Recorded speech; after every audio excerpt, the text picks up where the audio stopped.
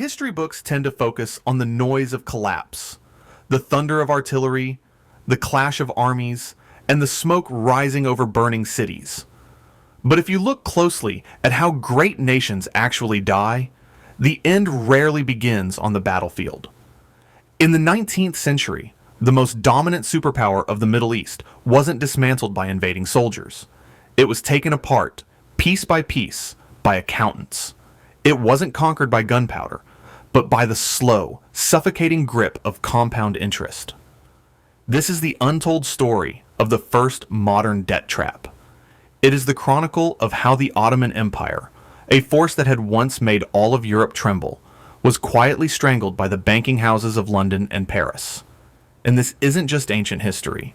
It is a warning that screams at us from the past, demonstrating a brutal geopolitical reality. You don't need to march an army into a country to own it. You just need to hold the deed to its debt. To really grasp how this catastrophe unfolded, we have to strip away the maps and look at the money. In the middle of the 1800s, to an outsider, the Ottoman Empire still looked like a titan. It controlled the crossroads of the world, stretching from the European Balkans, across the mountains of Anatolia, down to the holy sands of Mecca and Medina. The Sultan sat on a throne in Istanbul that commanded millions. But this imperial majesty was a facade. Beneath the surface, the foundation was rotting away. The world was changing. Britain and France were surging ahead with the Industrial Revolution, forging steel, laying railways, and building factories. Meanwhile, the Ottoman economy was frozen in time, a medieval agrarian society of peasant farmers and handcraftsmen trying to survive in a new world of steam engines and mass production. The Sultan's treasury was chronically empty, reliant on a tax system that was ancient, inefficient, and riddled with corruption, where local officials often skimmed half the revenue before it ever reached the capital. For generations, the sultans had used old-school methods to fix cash flow problems, debasing the currency or seizing the assets of wealthy officials. But in the modern era, these medieval tricks had lost their potency. The empire desperately needed real capital to survive. It needed a modern army to hold back the predatory Russian Empire looming to the north. It needed telegraph lines and infrastructure to function as a contemporary power. Yet, for decades, the leadership resisted the lure of Western loans.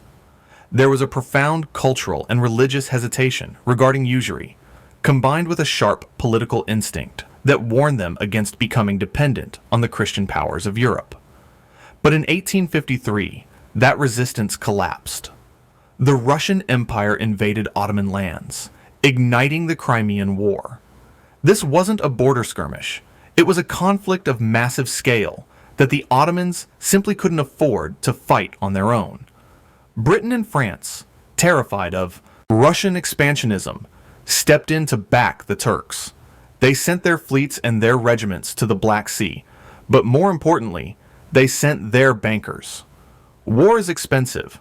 Soldiers need wages, cannons need casting, and fleets need provisions. The Ottoman treasury was bleeding gold it didn't have. Sultan Abdülmecid, I was backed into a corner. His advisors told him there was no other way out. To save the state, he had to break the ancient taboo. He had to borrow. In 1854, the empire signed its first foreign loan agreement with a syndicate of British and French financiers. On the surface, it looked like a lifeline, a gesture of support from allies fighting a common foe. In reality, it was the first click of the handcuffs. The terms were extortionate. The bankers, knowing the Ottomans were a high credit risk, demanded a steep discount. The issue price was set at 80, meaning for every $100 of debt the Sultan signed for, he only received $80 in actual cash. The banks pocketed the rest as commission and risk premiums. Yet, the empire was on the hook for interest on the full $100. This was the original sin of Ottoman finance. Borrowing at punishing rates while receiving significantly less capital than they owed. But when that cash finally arrived in Istanbul, It felt like salvation. Suddenly, the troops were paid, the crisis stabilized, and the Russians were eventually beaten back. The Sultan felt a surge of relief and dangerous power. He had discovered a seductive new mechanism. With a simple signature on a document in London, he could summon vast wealth to his doorstep. The war ended in 1856, but the borrowing did not. The Sultan and the Ottoman elite had tasted the forbidden fruit of easy credit, and the addiction set in almost instantly. They looked west toward the gleaming capitals of London and Paris, with their gaslit boulevards and marble opera houses, and felt a deep, nagging inferiority. They didn't just want to be strong. They wanted to look civilized. They wanted to prove to the world that they were not a dying relic, but a wealthy, modern European power. So, they began to spend. But they didn't pour this borrowed gold into factories, irrigation systems, or education, things that would build a productive economy. Instead, they poured it into prestige. They decided to build a monument to their own vanity, a project so lavish and unnecessary that it would become the tombstone of their independence. Sultan Abdülmecid decided that the Topkapi Palace, the ancestral home of his dynasty for 400 years, was no longer sufficient. It was too old-fashioned. It was too Asian. He wanted a residence that would rival Versailles, a structure that would make Queen Victoria look twice. So, he ordered the construction of a massive edifice on the shores of the Bosphorus, the Dolmabahçe Palace. It is a building of staggering, almost grotesque opulence. It is filled with 14 tons of gold leaf. It houses the largest crystal chandelier in the world, a gift from the British monarch.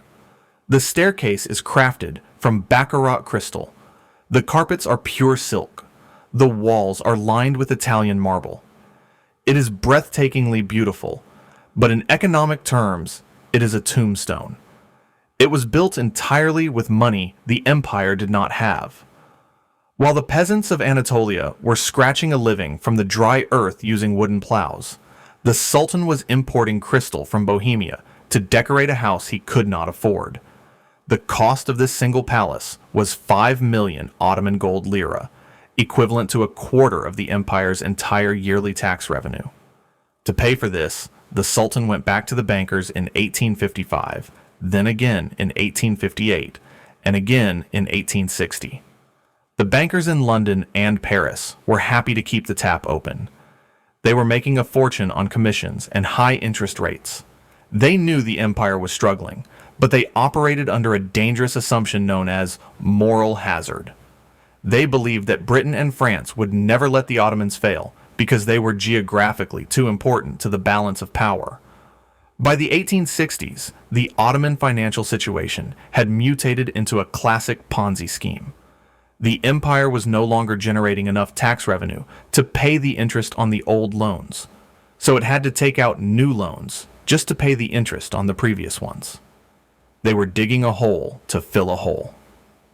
By 1870, debt payments were consuming over 50% of the empire's budget. Think about the implications of that figure.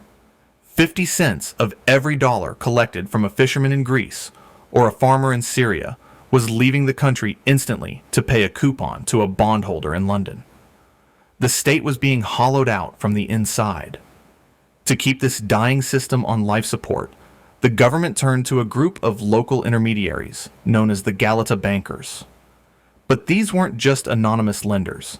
They were powerful dynasties. In the shadows of the Galata district, one name stood above the rest: the Commando family. Often called the Rothschilds of the East, Abraham Salomon Commando and his kin were the true architects of this financial house of cards. They lived in mansions that rivaled the Sultan's, advising the court on how to secure more credit, only to turn around and advise French banks on how to extract maximum returns from the empire's distress. It was a perfect business model. They helped create the problem, then sold the solution. Their influence was so absolute that they literally reshaped the city to suit their needs, building the famous Commando stairs in Galata, a winding stone structure that still exists today.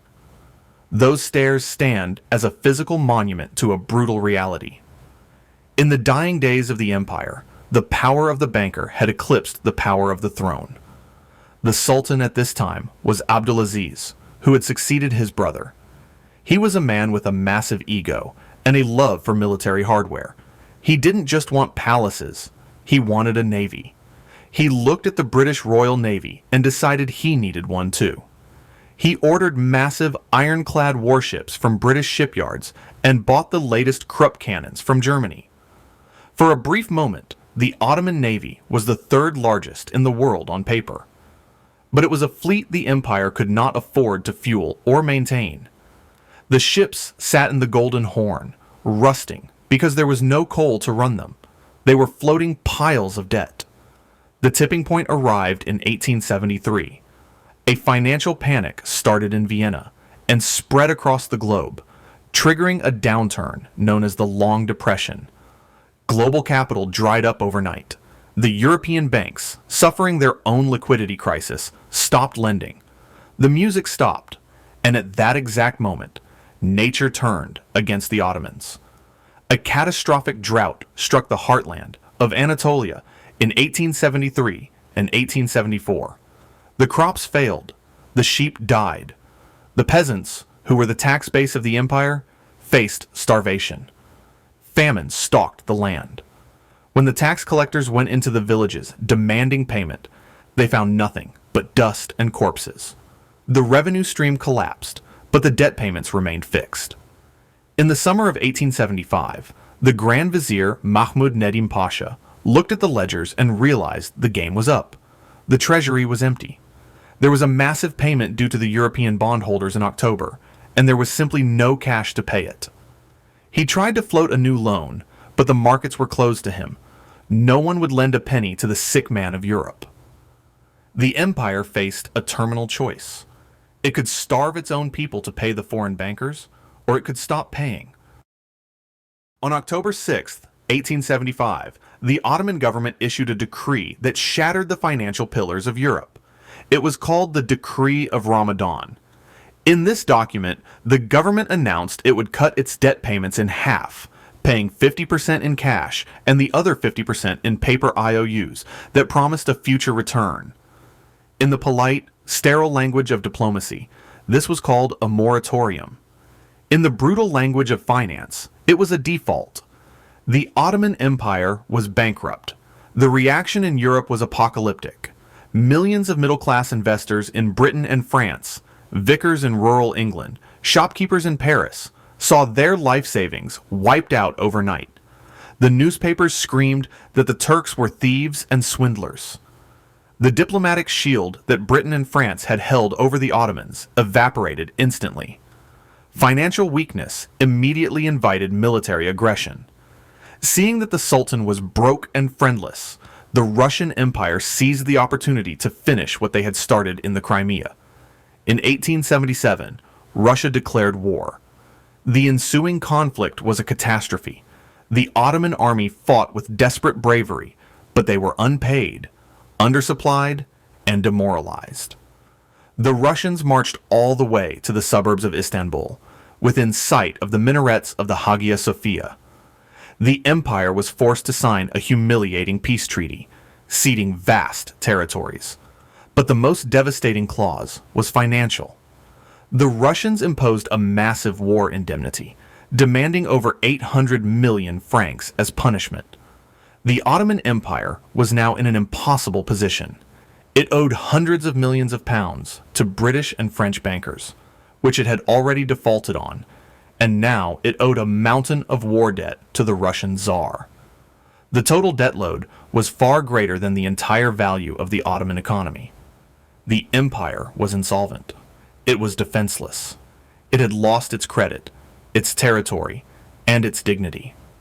Sultan Abdulhamid II, who had ascended the throne during this chaos, sat in his palace, knowing he was the ruler of a corpse. He waited for the European powers to carve up his lands, but the British and the French had a different idea. They didn't want to conquer the Ottoman Empire territorially. That would be messy and expensive. It would require armies, garrisons, and administration. They had a much smarter, more sinister idea. They realized that if they simply annexed the Ottoman economy, they could extract wealth indefinitely without the hassle of governing the people. In 1881, representatives of the European bondholders arrived in Istanbul. They were not generals. They were bankers. They carried briefcases, not swords. They sat down with Ottoman officials and dictated the terms of surrender. This negotiation led to the Decree of Muharrem in December 1881. It was the death certificate of Ottoman independence and the birth certificate of the debt trap. It established an organization unique in the history of imperialism, the Ottoman Public Debt Administration, or the OPDA. Modern economic historians look at the OPDA and see something familiar. It wasn't just a tax agency. It was the original blueprint for the international financial institutions we see today. The mechanism established in 1881 is hauntingly similar to how modern organizations operate. When a nation goes bust, foreign experts arrive, impose severe austerity measures, privatize national resources, and seize control of revenue streams. What the OPDA did to the Ottoman Empire is structurally identical to what global financial institutions have done to nations like Greece or Argentina in the 21st century. The names of the organizations change, but the golden handcuffs remain exactly the same. The decree handed over the empire's most valuable sources of revenue directly to this foreign corporation. The taxes on silk, salt, fishing, spirits, and tobacco were all legally transferred to the control of European bankers. The OPDA built a state within a state. They hired over 5,000 tax collectors who wore uniforms, carried weapons, and answered not to the Sultan, but to a board of directors in London and Paris. They fanned out across the empire, from the mountains of Macedonia to the coasts of Syria. If a fisherman caught a fish in the Bosphorus, a portion of his profit went to a bondholder in London. If a peasant bought a bag of salt, the tax went to Berlin. Between 1881 and 1914, the OPDA siphoned off roughly 1/3 of the Ottoman Empire's total revenue. Think about that figure. 1 out of every 3 coins generated by the economy was sent abroad to service the debt. The Ottoman government was left with the scraps. They were trapped in a cycle of underdevelopment because their surplus capital was being extracted by the debt trap. The Sultan became a puppet in his own house. He reigned, but the OPDA ruled. But this stranglehold created an opening for a new player. While Britain and France were content to bleed the Ottomans dry, a rising power saw a strategic opportunity to offer a friendly hand, a hand that concealed an even tighter grip. That new player was Germany. While the British and French viewed the Ottoman Empire as a carcass to be stripped, Kaiser Wilhelm II saw a weapon to be wielded. He visited Istanbul, embraced the Sultan, and whispered what every desperate debtor wants to hear: "I am your friend." He claimed Germany wanted to build them up, not tear them down. To prove it, the Germans proposed a project that would rewire the geopolitics of the world: the Berlin-Baghdad Railway.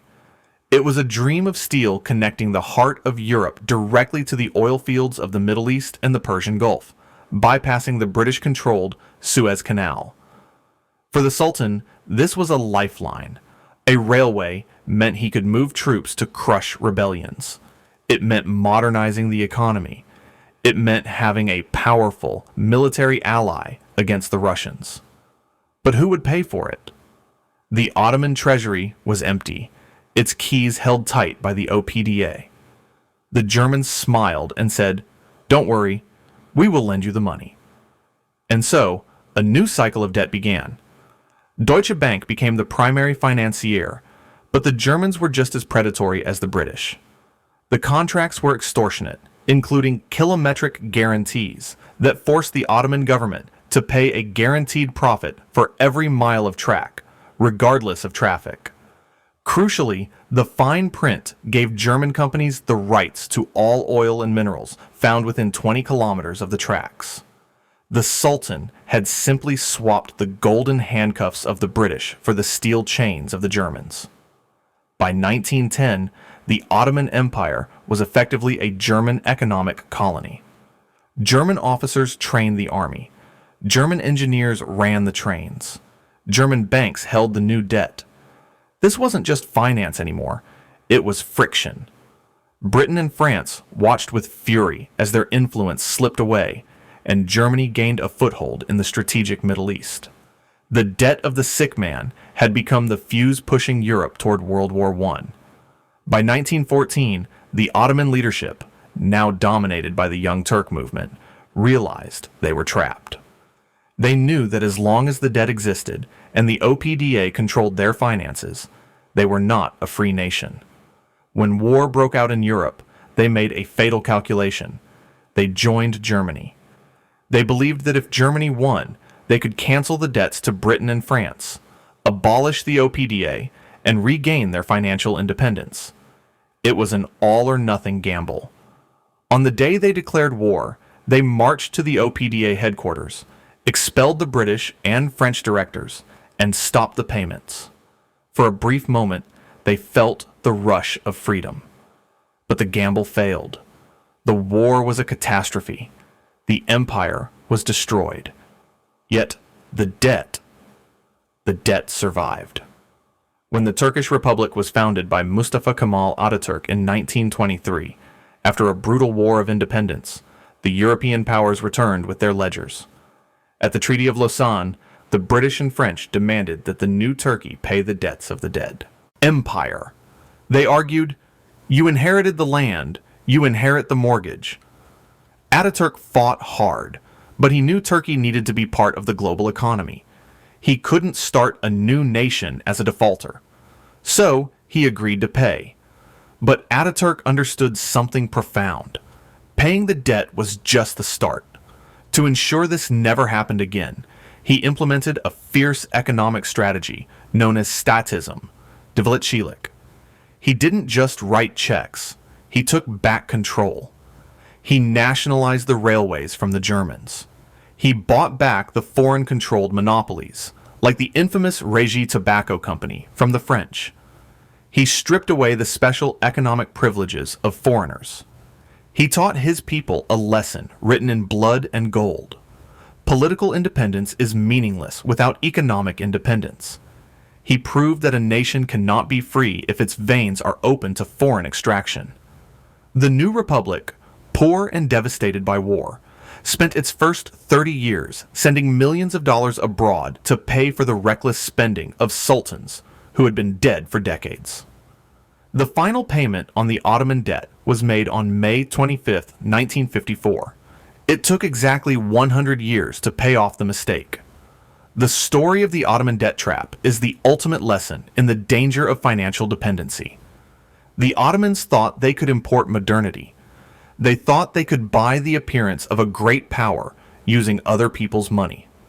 They didn't realize that money is never neutral. Every loan is a tether. Every bond is a chain. The British and the French didn't need to conquer Istanbul with soldiers. They didn't need to garrison the cities. They simply waited for compound interest to do the work. They proved that the most effective way to destroy an empire is not to attack it, but to lend it money it can never repay. The sick man of Europe didn't die of old age. He was foreclosed upon, and the lesson he left behind is written in the red ink of the ledger book. Sovereignty is not just about flags and borders. Sovereignty is about solvency. If you do not own your debt owns you.